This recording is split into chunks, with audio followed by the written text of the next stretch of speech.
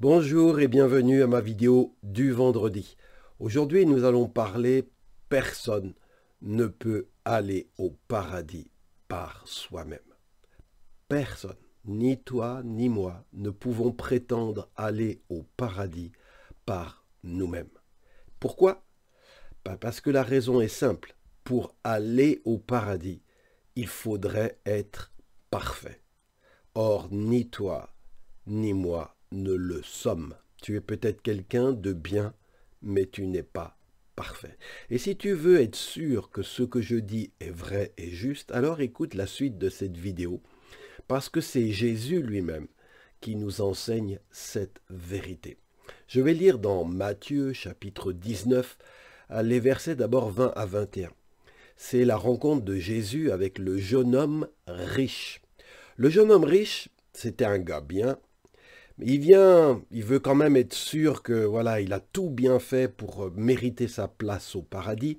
Elle vient voir Jésus en lui posant cette question: Maître, que dois-je faire de bon pour avoir la vie éternelle, donc pour pouvoir aller au paradis? Et Jésus lui dit, qu'en est-il par rapport à ta pratique des commandements? Euh, Tu ne tueras pas, tu ne commettras pas d'adultère, tu ne feras pas de faux témoignages. Et là, le jeune homme riche dit, bah, Seigneur, voilà, tous ces commandements que tu cites, je les ai observés depuis mon enfance. Incroyable, c'était vraiment un gars bien, ce jeune homme riche. Il avait tout pour plaire, il avait l'argent et il avait une bonne, très bonne moralité. Mais est-ce que ça suffit pour pouvoir avoir sa place au paradis? Eh bien, Jésus va rajouter quelque chose auquel je vous demande de prêter attention. Jésus lui dit, euh, si tu veux être parfait, va vendre tes biens, distribue le produit de la vente aux pauvres et tu auras un trésor dans le ciel, puis viens et suis-moi. La chose qui m'intrigue, c'est Jésus lui dit, si tu veux être parfait. Ça veut dire que il était bien, c'était un gars moral, super, bonne éthique, mais si tu veux être parfait, ça sous-entendu, tu l'es pas encore, tu n'as pas atteint la perfection suffisante pour pouvoir garantir ta place au ciel. Et si tu veux être parfait, dit Jésus, eh bien renonce à tes biens, vends tes biens, distribue l'argent aux pauvres. Pourquoi Jésus demande ça? Il ne le demande pas forcément à chacun, mais il l'a demandé au jeune homme riche parce qu'il y avait en fait dans la vie du jeune homme riche, il y avait une faille dans son impeccabilité, c'est qu'il aimait l'argent. Il aimait l'argent. Il aimait ses biens matériels et y était attaché même encore plus qu'à Jésus parce que quand il a fallu choisir entre suivre Jésus ou garder ses biens, il a choisi de garder ses biens tellement c'était là son trésor. Et donc voyez-vous, ce gars était super et pourtant il y avait une faille dans sa vie. Moi, je ne sais pas, je ne te connais pas, je ne sais pas où est la faille. Peut-être tu es quelqu'un vraiment de bien. Tu es né dans une famille chrétienne, tu vas à l'église depuis ton enfance.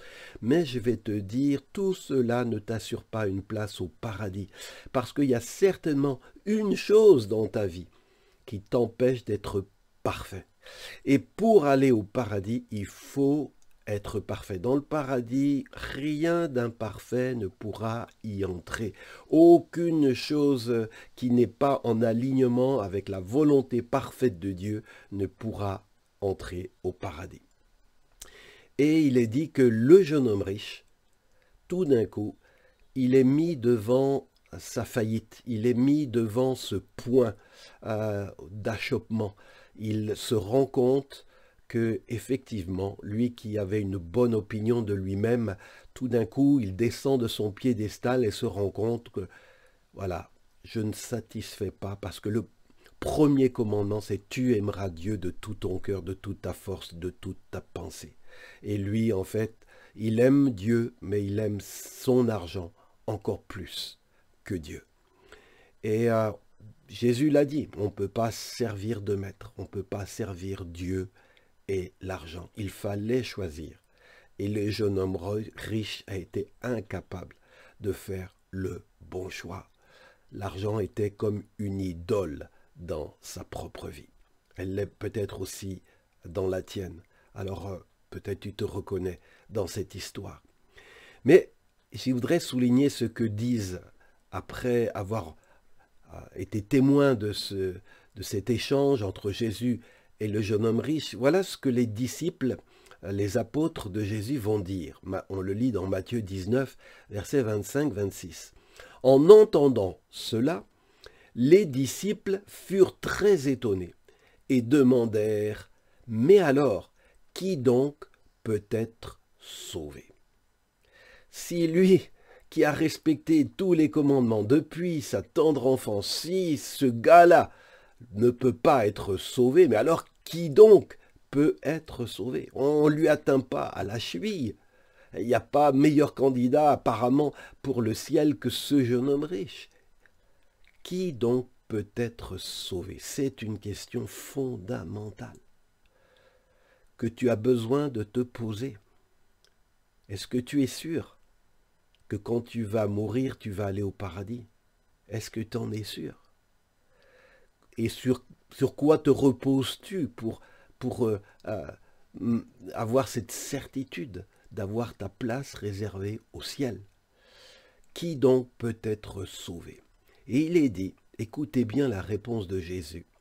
Jésus regarda ses disciples et leur dit, « Cela est impossible aux hommes, mais à Dieu, tout est possible. » Bien-aimé, s'il n'y a qu'une chose que tu peux retenir de cette vidéo, c'est que aux hommes, il est impossible d'être sauvé. L'homme ne peut pas se sauver. L'homme ne peut pas racheter sa vie. L'homme ne peut pas avoir un degré de perfection suffisant pour entrer au paradis, au ciel. Mais à Dieu, tout est possible. Et je vais finir sur cela si tu ne l'as jamais compris. Dieu peut te sauver. Dieu m'a sauvé. Dieu a prévu un moyen, lui, pour sauver les êtres humains non impeccables que nous sommes. Et le moyen que Dieu a établi, c'est qu'il s'est fait homme en la personne de son Fils Jésus. Il a habité parmi nous. Il est devenu un être humain, Jésus, le Fils de Dieu. Et il est dit que lui a mené une vie impeccable. Lui, il a été parfait. Lui, aucun reproche ne peut lui être fait. Il n'avait aucune idole. Il aimait Dieu de tout son être sans aucune faille. Et lui, qui était un être parfait, il s'est fait comme un agneau. Vous savez, dans l'Ancien Testament, pour pardonner les péchés, on devait prendre un agneau sans défaut. Eh bien, Jésus, il est l'agneau de Dieu, l'agneau que Dieu a envoyé, sans défaut, impeccable. Et lui va offrir sa vie en sacrifice sur la croix pour le pardon de nos péchés, de nos failles. À toi, c'est impossible d'être sauvé. Mais Jésus, pour lui, c'est possible. Parce que lui, en mourant sa vie sur la croix, lui, le parfait, a obtenu par sa mort, par son sacrifice volontaire, il a obtenu ton ticket pour aller au ciel. C'est lui qui a payé ta dette vis-à-vis de la justice de Dieu. C'est lui qui couvre seul par son sacrifice ton imperfection. C'est lui qui complète et rend ta sainteté parfaite. Sans le sacrifice de Jésus, sans le sang de Jésus versé, sa vie donnée, il est impossible aux hommes d'être sauvés. Mais à Dieu, tout est possible.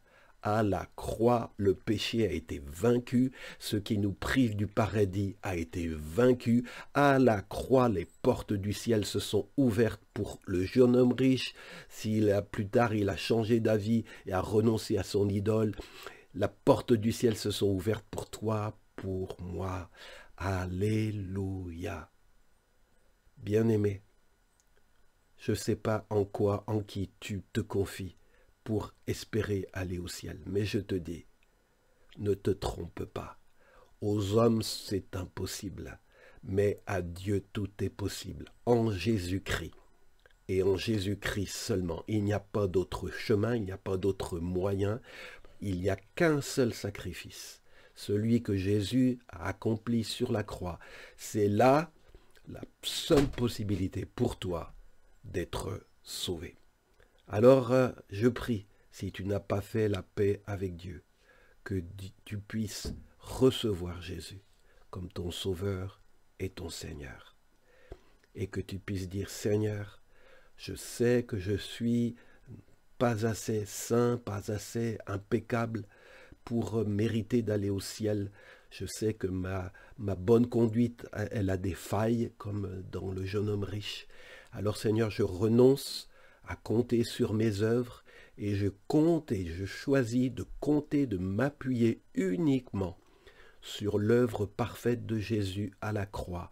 Et je proclame que ce que je ne pouvais pas obtenir par mes efforts, par mes œuvres, Christ l'a obtenu pour moi en donnant sa vie sur la croix pour mes péchés. Amen. Alléluia. Je suis heureux d'avoir partagé cette vidéo. Tous les vendredis, je partage une nouvelle vidéo. Je vous encourage à vous abonner à ma page. Je vous dis donc à vendredi prochain.